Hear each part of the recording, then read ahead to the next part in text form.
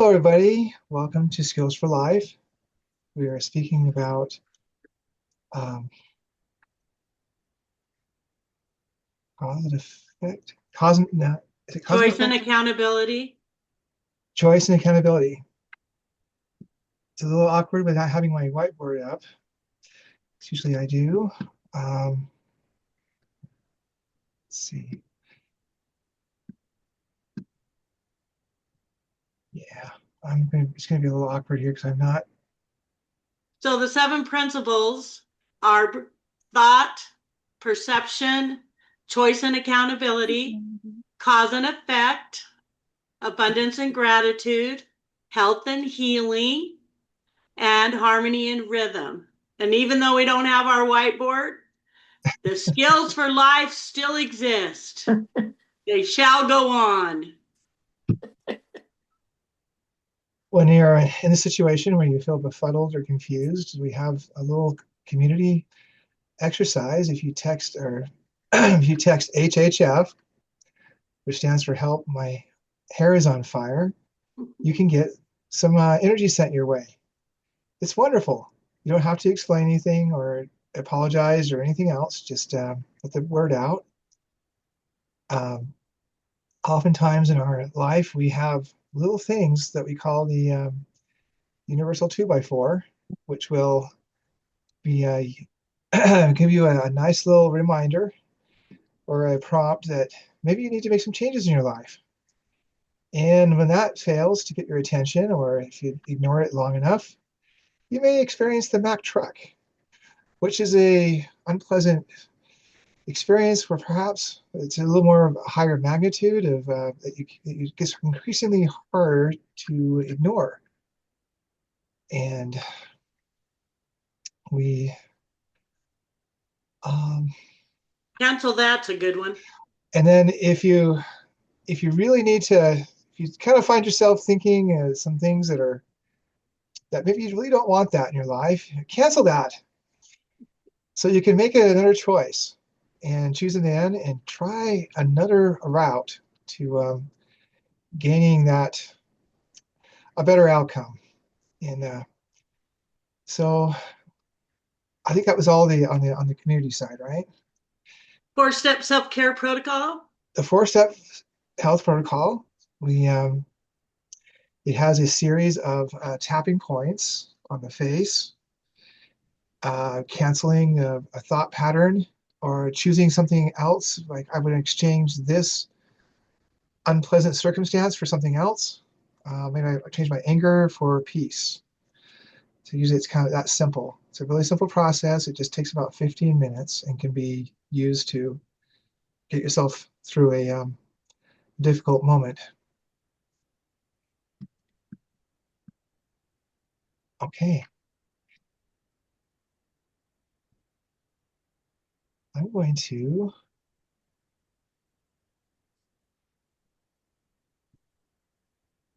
my Tyler, are you there? Okay. Here. All right. I'm going to go ahead and share my screen.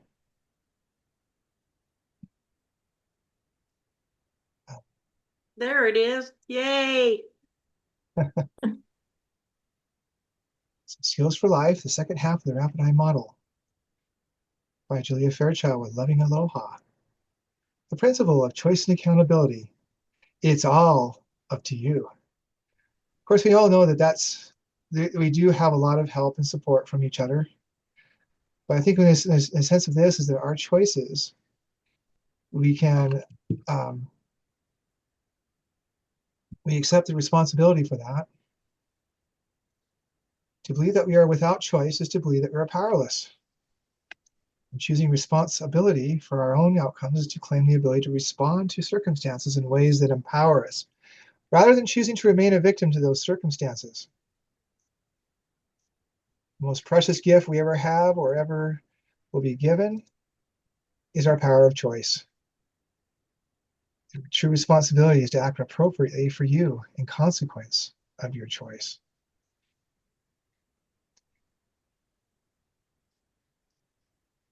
And of course, when we raise children, they can only learn more ably as they experience the consequences of their choices and have opportunity to choose again. We are all children, all learning with each choice and its result. And I love that saying that all adults are just taller children. I've been having the experience of working with an 85-year-old man. He's a war veteran. He has an interest in cars, and he loves to talk about different races he's had in his life. And currently, he's found his shoulders had to have a surgery, and so he's recovering from that. And can't. He showed me pictures of his shop. It's full of stuff from 50 years of collection. And I'm just thinking, wow, that's going to be a lot of work for somebody to clean up someday. When we attempt to save others from their natural consequences of their actions, we seek to replace the universe and its infinite wisdom with our own limited understanding. So it's kind of fun to watch someone and what choices they make and see how they what they choose to do. And of course, the allowing them to learn from it is one of the most important. This is very interesting. The universe doesn't speak English; it speaks frequency. So, are we vibrating at a um, I guess our thoughts are recorded as they put out a frequency of whether we're thinking of seeing ourselves being confident and happy in our choices, or taking actions that have outcomes that are helpful and comforting. So choosing to stay in higher frequency vibration of thoughts, actions, and associations will lead us to ever higher frequencies of joy, confidence, enthusiasm, love, and feelings of success and happiness. Um, I was I was subbing at a Provo High today. They had a assembly, and I walked around and I saw some people, you know, really getting into it. Yeah, getting excited about what was going on in the field, and others were kind of like, "Oh, I'm bored." And then I was just thinking about how when we put into this is what we'll get out of it. And I was sitting next to a student, and I was talking to her a little bit about this experience. I said, this is something that you can really choose to choose to buy into this, to you have a much better experience. And so I'm kind of showing a lot of enthusiasm, and I'm noticing some of the kids around me were looking at me like, whoa, he's not even a student here.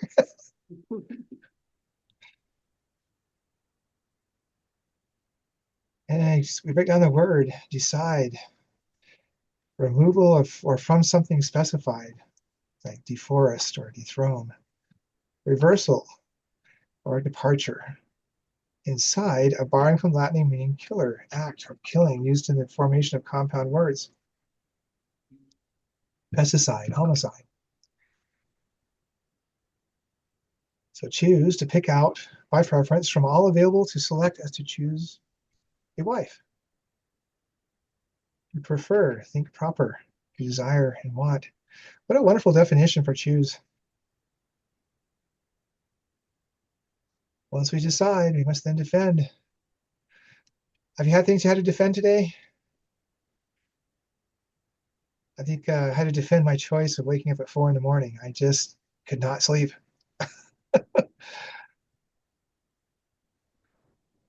Or I could have chosen to simply try to go back to bed, but it just wasn't working. So I chose to make the most of it and hope that I wouldn't fall asleep in what I was supposed to be doing. And it turned out that I had this free period, so I was able to catch up a nap. I want to share a little bit from the personal power class. For a lot of people, if you know personally empowered people, they don't decide things, they choose. so that if they don't like it, they can make a new choice without that defense. And I love that because it's like, oh, I don't have to beat myself up because I chose something and then I didn't like it. If I don't like it, I can just choose again. I can change my mind and choose again. And that's much more powerful a state than having to defend every choice that I make. I hope that made sense.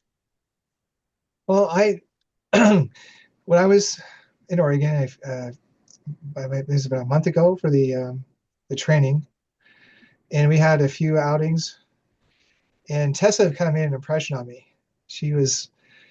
I asked her, "Hey, would you like to come out with us?" And she said, "Well, my choice really is I don't want to spend any money on this because I'm trying to be very careful." I said, "Oh, I expect that, but you want to just come and just, you know, anyway." And so she did.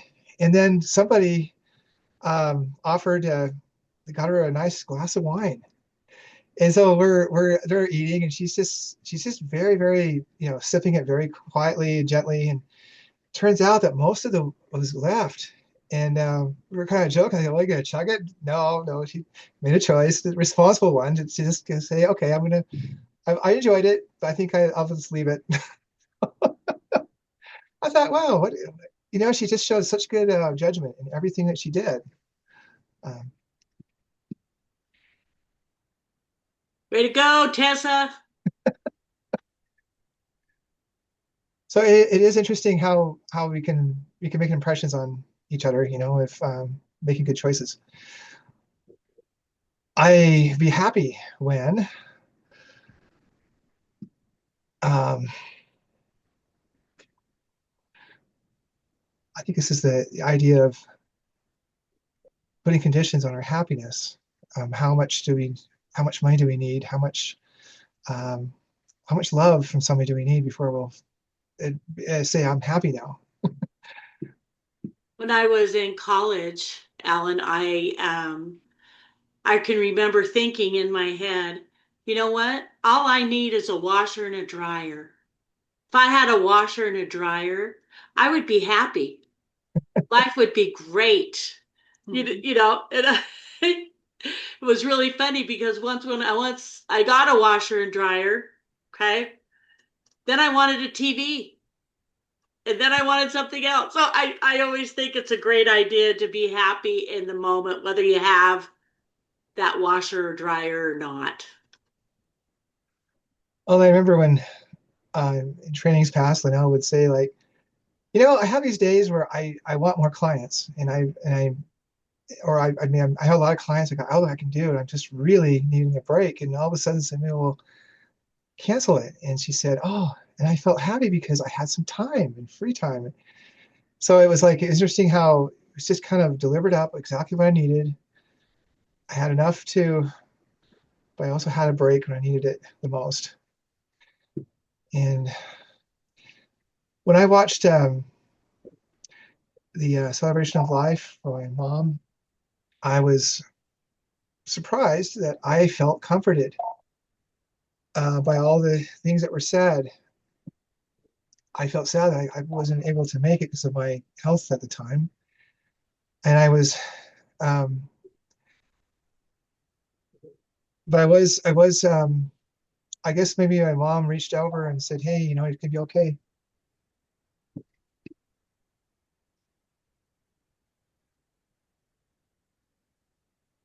Does anyone else want to share anything about a time when they felt about this topic?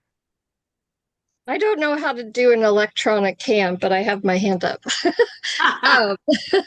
Um, I just on this topic, Dr. Renee this was something she really taught me. Because I have a pattern around depression and um I was very sad. And she said, you don't just walk in life and become happy. You choose it. You choose happiness. And from that day forward, I realized my realization was every moment I could choose a new pattern to be happy or choose my old pattern to stay sad. And that was like all that, just that one line she said to me. You just you choose happiness. I was like, wow. And it changed the pattern, or at least my awareness that I was in the pattern of deep sadness. That's great, Tessa. Thanks for sharing that. Mm-hmm. So, I mean, Tyler, go ahead. So it all comes back. It all comes back also to um, slowing our thoughts down. Slowing our life down enough to where we can make conscious choices, so that we're not just wondering why we're upset. That there may be something bugging us, but if we slow our thoughts down and we focus on what may be bothering, or at least pause, we can from there say, okay, well, I'd rather feel this, and then make a choice. There are some times where I run, or I go through life and I don't even know I'm bothered. I just know that outwardly my activity is, I might be bristling, and so it's really important to not just react. So we slow our thoughts down, so we're not reacting. We can take stock of what's going on, and then we can make an active choice. Very good. Love it. Oh, okay. Recognizing patterns in our life is the first step to choosing happiness, regardless of circumstances. So I guess it starts with the thoughts.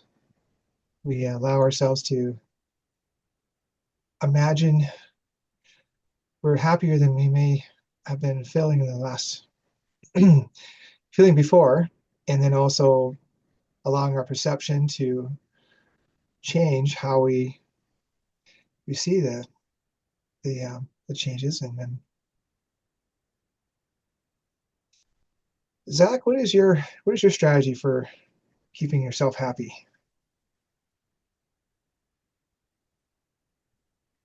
You talking to you? Yes, I don't know how to answer that one. Sorry. Are you happiest at work? Are you happiest at home? Probably at home. And what makes a difference at home that for happiness for you?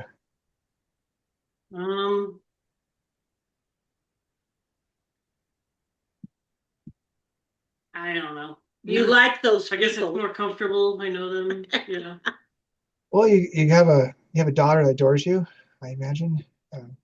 Yep. My daughter, my wife, we all get along. That helps. Be nice around people who love and support you. Yeah. Well, right now I'm experiencing, so grateful that Zach stayed a little longer, and he is helping and assisting me in so many ways here. So I'm really appreciative of that. Thank you. No problem. It's wonderful, and service is a wonderful way to be happy. I've noticed that too. I feel best when I'm able to help someone else. I'm happy when I'm sitting in my car looking at the waterfront. So I feel at peace, and it's different from home because I don't have any distractions, and it's just I can just be in that moment and be at peace. That's wonderful. And Tanya, what about you? Do your dogs bring you happiness? Yes. I love going to dog shows because I see people there that I don't see anywhere else that I've made friends with, and so it's a community, one of several I belong to. So um yeah, it makes me happy. Also, I've found too, there's something about teaching my dog to do something and then being able to go to a trial and have them do it, and be appreciated for what they can do. So the obedience and agility part of it was always fun for me because I felt such pride in them and how they could go out there and do that. And it was always a lot of fun. So it's been fun to reconnect to that. It is. Patterns are stepping stones. Thanks for sharing that, Tanya. Yeah. Yeah. So patterns of happiness. Does anyone have a garden started? No, it's a mess. I still have a lot of things to pull out. These plants are doing so good. They're like 3, 4 feet high, and they're just like it's just oh, it's just I can't really eat it, so I have to replace it. For the I have first time, oh, go ahead, Lynelle. I have a comment about accountability. A lot of people, focus on choice and accountability only on the choice. You can make any choice you want as long as you're willing to know you're going to get the accountability for those choices. You can choose to steal. You might even get away with it for a while.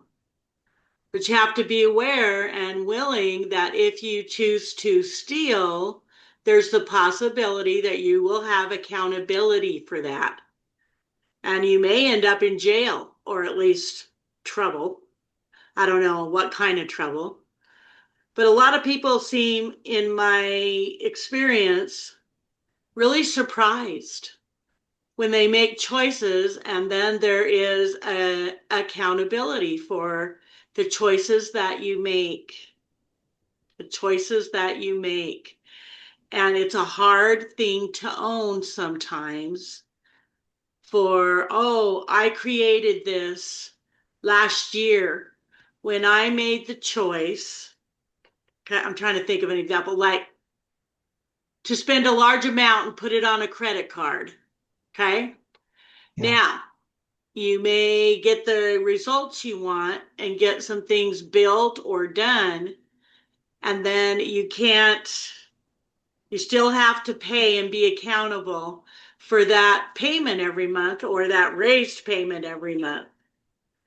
And it always shocks me when people forget that whatever choices you make, you're going to be accountable for that choice too. Good, the bad, and the ugly. Okay. You I get was accountability for your choices. I was thinking about like when you eat, how you eat.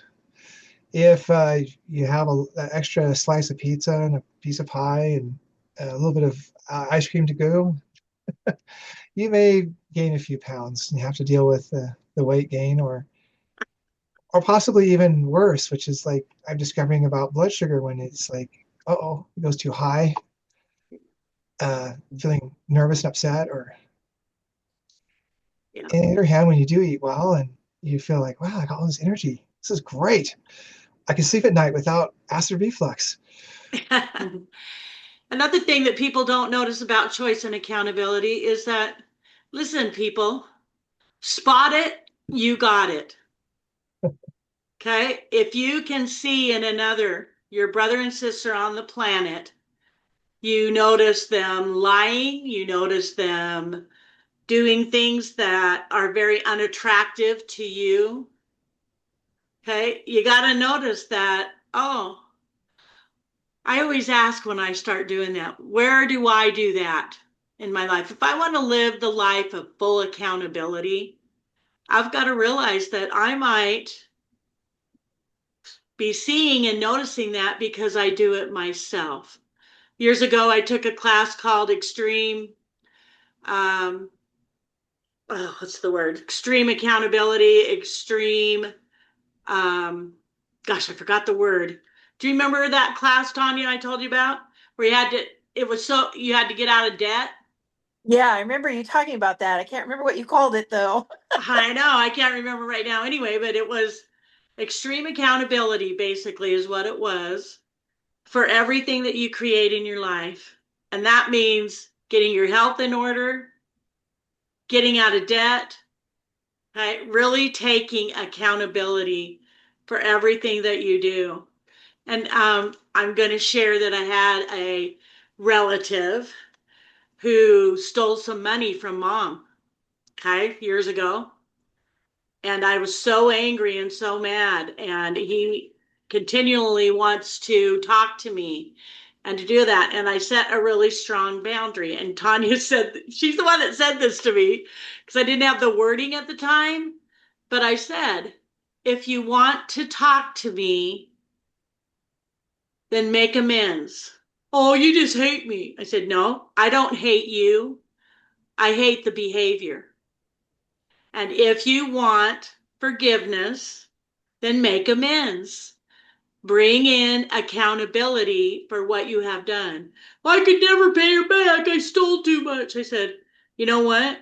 $10 a month would go a long way to saying, hey, I know that I'm still accountable for this. I may not ever pay it all back, but I have this. Maybe you have $20 a month. Whatever you do have, you make amends. And I said, we will not have a relationship until you get a plan and make amends. And Toddy said, oh, you set a really strong boundary. And that made me laugh. You know, I taught classes on boundaries and I didn't even think that that's what I was doing. But that's what I was doing is, listen, if you don't give people consequences for their behavior, they will continue to do it. You don't have to be mean about it. It's just simply, this is how it is. And I want to always model accountability. Okay. I want to be accountable for the things that I create. And I'm telling you, the last, I don't know, maybe month or so, I've been amazed at how many times I had to apologize. I just, because I created a mess in my feeling of the moment. And then I had to say, I'm sorry. I am accountable for my part in the creation of this.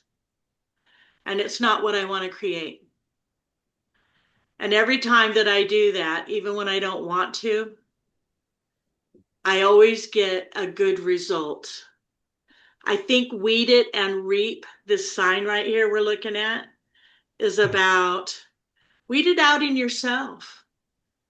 If you're noticing that everything you notice in everyone else is negative, take a look.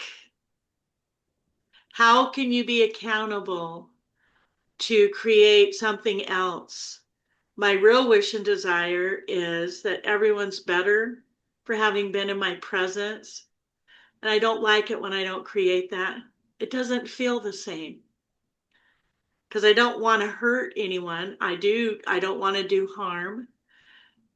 Okay? But I also want to be aware of my behaviors. And I just want to say that I am so grateful, thankful and grateful right now for all the people who were willing to help out with mom's celebration of life. And Tyler, thanks a lot. Thanks for getting here. And thanks what you were able to do in parking all those cars. I don't know how many we had. Did you do a count? There were so many. I think it was about 175. There were so And many. yeah, and as I looked out there, I thought, you know, it took all four. There were 4 or 5 of you doing it, Yeah. right? Yeah. Um, and all it meant was is that so many people love mom. They loved her and they wanted to come. And some of them came, they came all the way from Costa Rica. Some Oh, of them Oh, came wow. all the way from across the United States. Some of them came when they didn't feel good and they couldn't walk well. It just meant so much that they would want to be there. I just thought it was so fabulous. And it reminded me that we are accountable for our lives. What do we want to create? And even the people that it was really hard for them to get there were able, so many of them were able to come. And that's amazing. Isn't that amazing? It is. Mom's getting an accountability of the results of her life. Yeah. And so many people leaned over in my ear and say, your mom saved my life. Your mom saved my child. Your mom saved our whole family. That's amazing. And it wasn't really her, as she would tell you, but she was the one waving the wand, so to speak. You know, she was the one that was there, providing a place for someone to come. And I think that's what I wanted to do with her celebration of life, was provide a place, no matter how hard it was. You know, David said, I don't think we could fit this many people on the property. And I said, yes, we can. Yes, we can, and we will. I think you've had more. And it's so awesome. I mean, there were people way in the back of the pavilion, and they were watching on Zoom, even though they were there. They could Wow. still see. They could see me, even if they couldn't see me, because there were so many people there. Wow. And I feel really thankful and grateful. And I know some people thought, "God, you're a hot mess, Linnell." Because I saw him, I just started crying. But if you haven't seen somebody in 20 years, Yeah. or 10 years, it's amazing. That's why I asked you, are those happy tears? Sort of, kind of, yeah. It's like, I had that happen a lot that day. well, the only reason I didn't want to cry is because I wanted to be able to continue to speak. Because there were things I wanted to say, and I didn't even get to play all the music that I wanted. It was really sweet to make the choice to sit with Mom before she passed, and I wasn't getting any response from her, and it was kind of scaring me. I don't know. I'm still a little girl. That was still my mama. And so I started playing training songs, and she started moving her foot thing. All of a sudden, I knew she was there. And I'm so grateful I had that to call on and to sit with her with. When we couldn't actually communicate, we could through music. Isn't that great? I just That's love that. wonderful. Yeah. So thanks for letting me share. But I think that we are all accountable in our lives for the relationships that we create. And you know what? If you make a mess with somebody, clean it up. True mental health is not how many messes you make. How quick can you clean them up? And I feel like I've been apologizing all over the place, because I felt like I had so much to do, so I was sounding really bossy. But I'm like, I know I sound bossy, but can you do this? And I just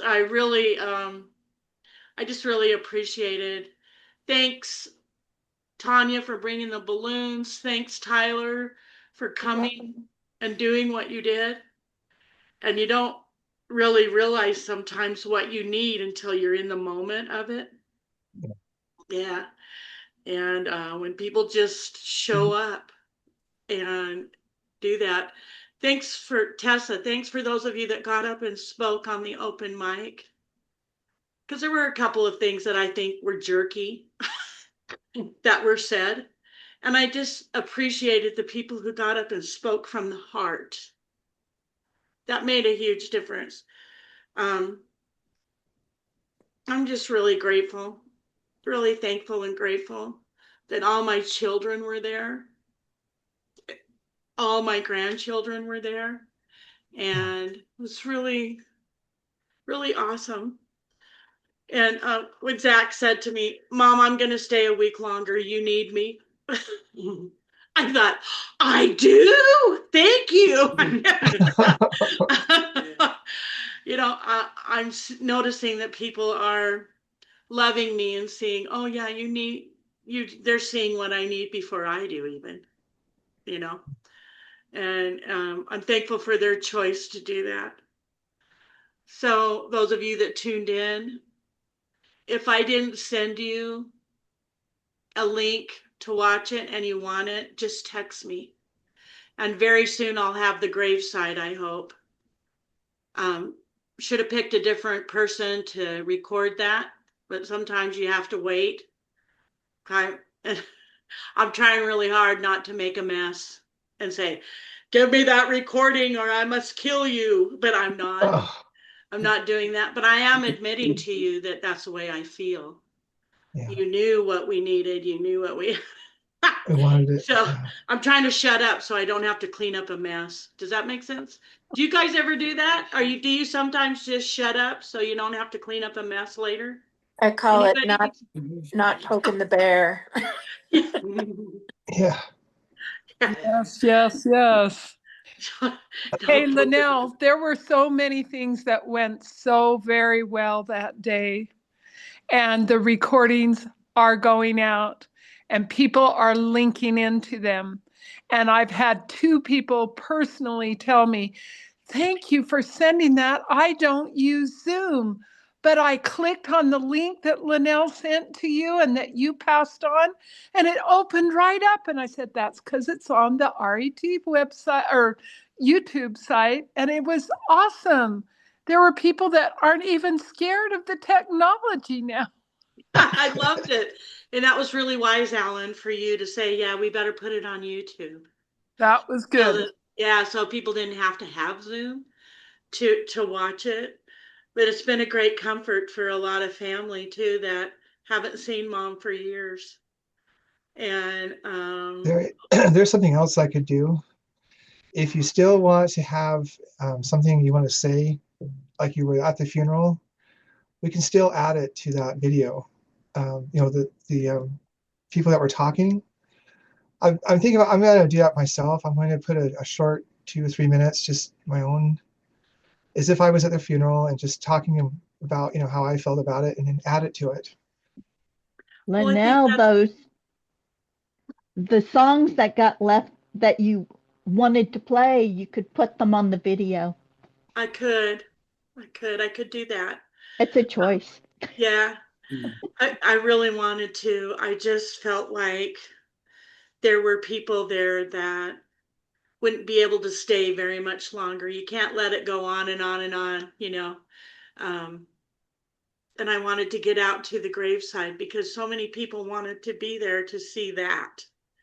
To And see they're mom going and dad's markers right next to each other. And it was a choice. yeah. Yeah. And, you know, hindsight's 2020, right? You think Always. back, yeah, and you go, oh, I would do that again, and I don't know. Hopefully I'll never have to be head of a funeral again, even if it is fun. I don't want to. It's a lot of work. It's a lot of work, and I don't ever want to be the executor of an estate again. It's hard. I would get up, huh, Zach, every day, all morning long. Yeah, I was gonna say if you're the executive of more than one estate, you'd have your own kingdom, wouldn't you? The queen. I don't want to. I don't want one. But I just think, wow, not only is it very expensive to die, but it's a lot of work. And I'm glad for the experience because I'm going to make it as easy as I can for my kids now that I know what is involved in it. And I just had no idea. But I feel very emotional and teary about it. I'm not afraid to admit that to you. And I really appreciate every text, every card that has arrived, everything, to be thought of like that is really nice. So thank you. And I'll shut up now. Oh, Linnell, please don't stop quite yet. I'm letting you know the other thing that went so amazingly was that I think it was David, it might have been you also, turning on that recording, I just started to weep. I saw people I hadn't seen for so long. I saw Jacinta come in with Jenny and their grandchildren, Jenny's kids, Jacinta's grandchildren. I saw Kevin walk by. I saw all of your kids walk by. And I was like, I was trying to explain to my sisters, we can watch this together and I can tell you who these different people are. Yeah. Yeah. It was fabulous. And that was a really great way. Some people would say, I said, in the recording, they can fast forward past that if they don't want to watch you greeting people. But that is my big issue at ones that are done through a mortuary. They keep it right at where the speakers are speaking, and you never see who came. And this time we got to see some of the people who came to honor Renee. And I thought that was fabulous. Huh. And I like the idea, Alan. I mean, I really am supportive of people being able to, it's just like to share from the heart, they can do that. And it can be added as a link of comments or into chapters past that, the end of this service, of the celebration. Yeah, it's technology is amazing. You can. So, Linnell, Go ahead. if kind of changing the subject, you had mentioned, when you're speaking and you just want to stop so that you don't have to make amends later for what you're about to say. There's this, I call it the Al Anon prayer, and it's God, keep your arm around my shoulder and your hand upon my mouth. That's just, yeah, keep your arm around my shoulder, nice big hug, and your hand upon my mouth. Love it. I need that as a constant companion right now. I really do. And the But you cool still, part about people being able, like you shared, Nancy, just now, people being able to send in their thoughts and their feelings, they can pause a recording, they can reorganize their thoughts, they can review it before they submit it. And I tell you, this is going to be a blessing through technology that carries Renee's witness and people's witness of her work and the joy and the pure love that she is, and it will continue on. This will be literally the never-ending story, and that's a good thing. So, Alan, if somebody has a video, I just tell them to email it to you and you can put it on? yes. Okay. I can actually edit the video on YouTube, so I can make it look like, it might look a little like a different background, but it will just look like, it'll kind of just continue it on. Because really with that part when you're saying, okay, is everybody complete? I can just put it before that. And so, and like Mike Marion said, if you really want to skip certain ones, you can. You can go to what you want to see, or so.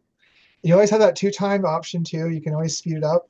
if you, That might be kind of fun for people, that didn't. yeah. They might be able to make a video where they couldn't get up in front of all those people. Yeah. Alan, Yeah. I got something to say. In line with accountability, because Linnell's right. We talk about choice a lot. We probably don't talk as much about accountability. And thinking about the experience of the life celebration, we had an open mic, and you don't see that all the time at funerals. Oftentimes, it's a very regimented, very well planned thing. And so to have an open mic, I thought it was interesting, and I thought about getting up, but my thoughts were like, my first thought was like, well, I didn't want to intrude on any family or friends who hadn't, been back to the property in years, and I just kind of left it there. But sometimes we think we sometimes think accountability is like some kind of debt, or maybe a negative thing that you have to reckon with it. You have to reckon with it, that kind of thing. in my experience and what I've noticed about having gone there to be there, um, I mean, right after I was there, I mean, just days later, um, I'm recognizing that it's what I call the aftermath. You put two and two together, and it's what creates the aftermath. So I'm looking in hindsight about my reasons for going out there, and looking in hindsight about shoulda, coulda, woulda. Yeah, I could have stood up when the open mic opportunity was there, but I think everything was perfect.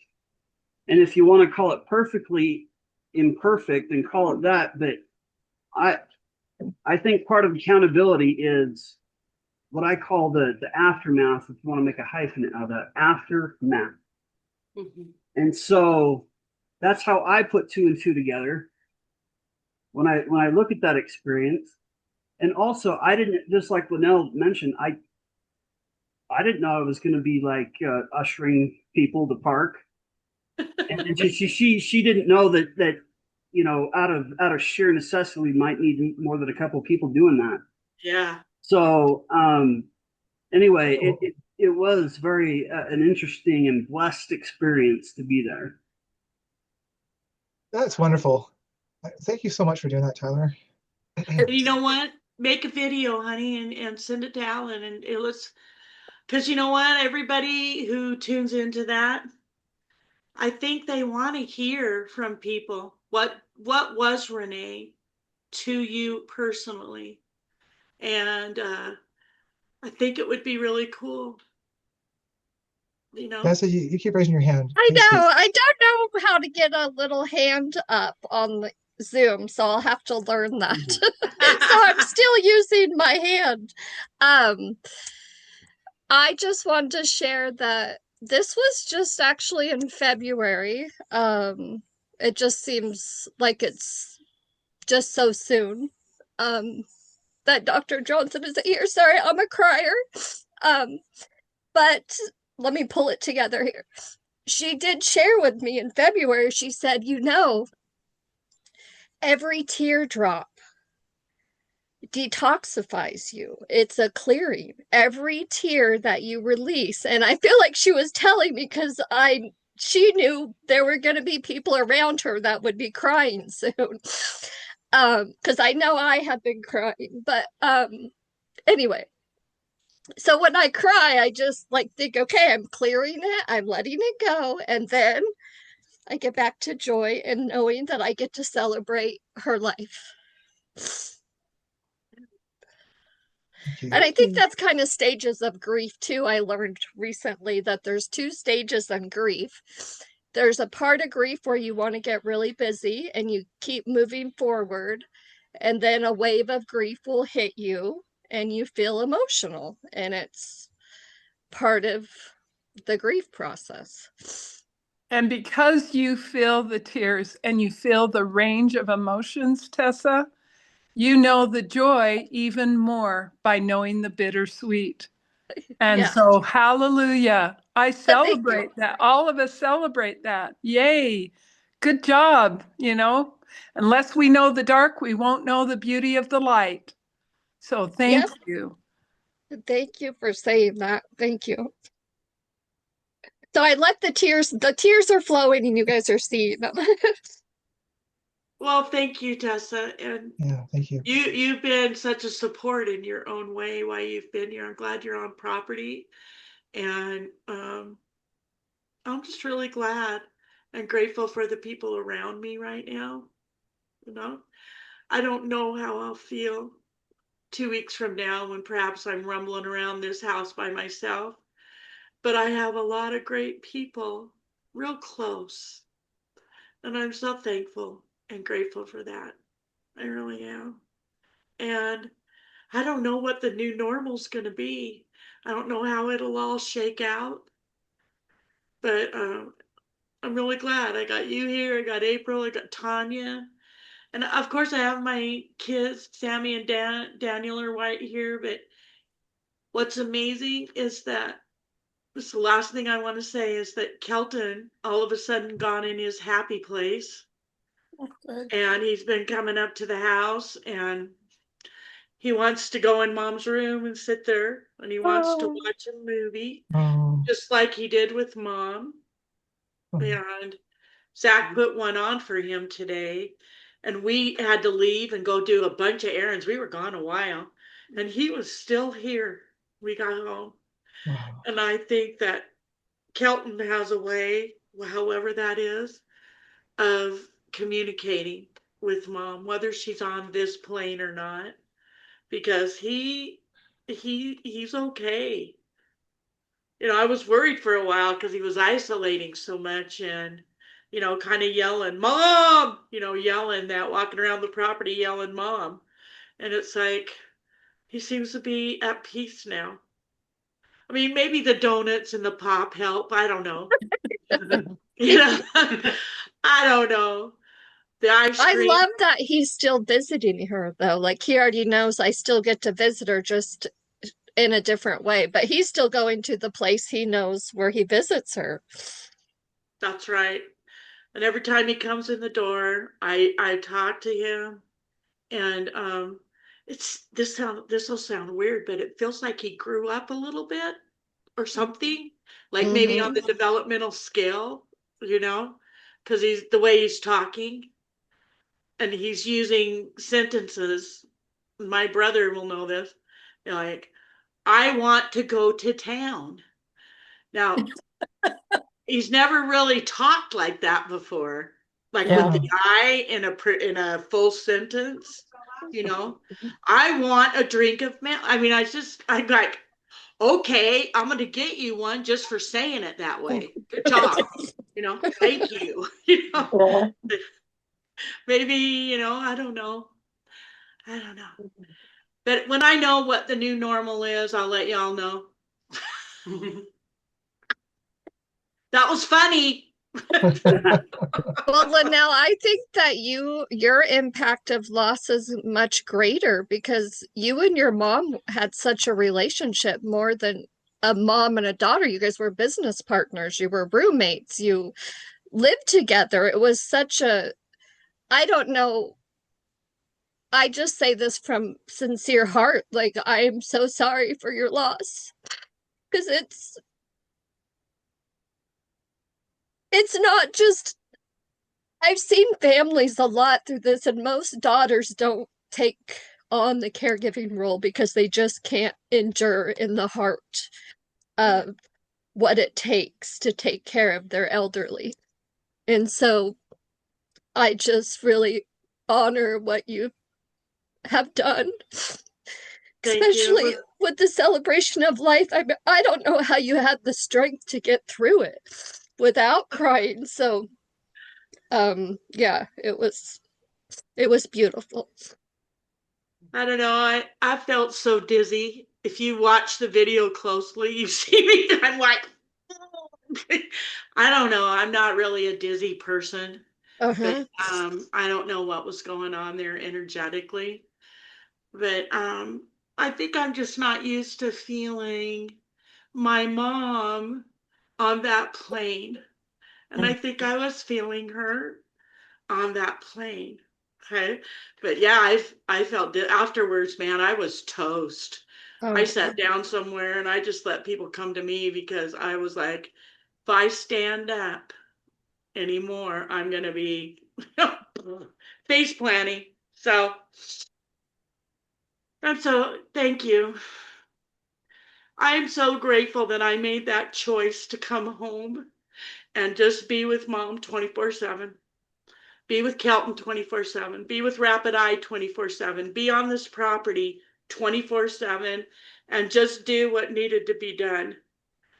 I'm so glad I made that choice because I would have missed out on all that great time with her. You know what it was like, Tessa. You could come in anytime, you could talk to her about, stupid shit. And I loved it. You could just, I'm like, Mom, I don't know how to solve this, and she always had great ideas, and it was good. And I'm really glad that I got to do that. I feel really blessed. And a lot of adult people don't get to spend that kind of time with their parent, before they go. I got Well, to know her as a they person. choose different priorities, to be honest. I mean, that's why we have a lot of people in nursing homes. Yeah. Yeah. It was really great. She told me a couple of times to put her in a nursing home, and I said, absolutely not. And she would go, oh, you said the F word. That's so funny. And Oh, yeah, but I'm like, no, I'm not going to ever do that. I don't know. I don't know I can't be there 24/7. I don't know how they would treat you. I'm not doing that. Yeah.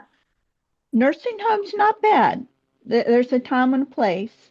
You I know. do what you just have to do what's right for what's right at that moment and taking it a step at a time. Well, everybody has their own life and what they have to do. Yeah. But my life was clear. I had done my bucket list. I can move home. I can be here, Mom. And I'm doing this. So shut up, I think we're at time. Okay. I'm going to share a video clip. Um, I hope you understand why. Let's see.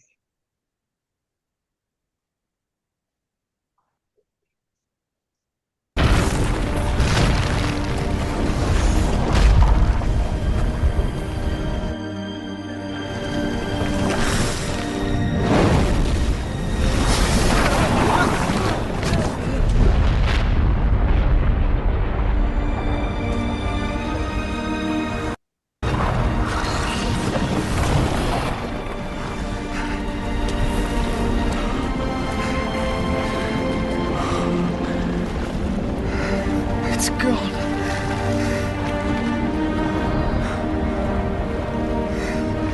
It's done. Yes, Mr. Frodo. It's over now.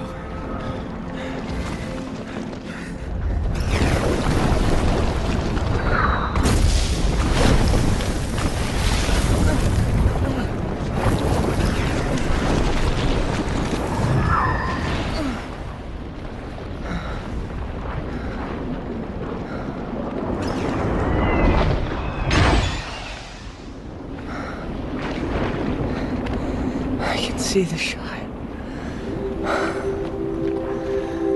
The Brandywine River. Peggy. Gandalf's fireworks. The lights. In the party tree. Rosie Cobb dancing. She had ribbons in her hair. If ever I was to marry someone, it would have been her. It would have been her.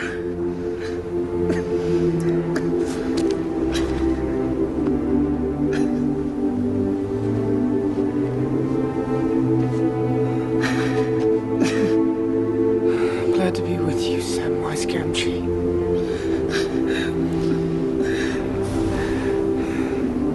Here at the end of all things.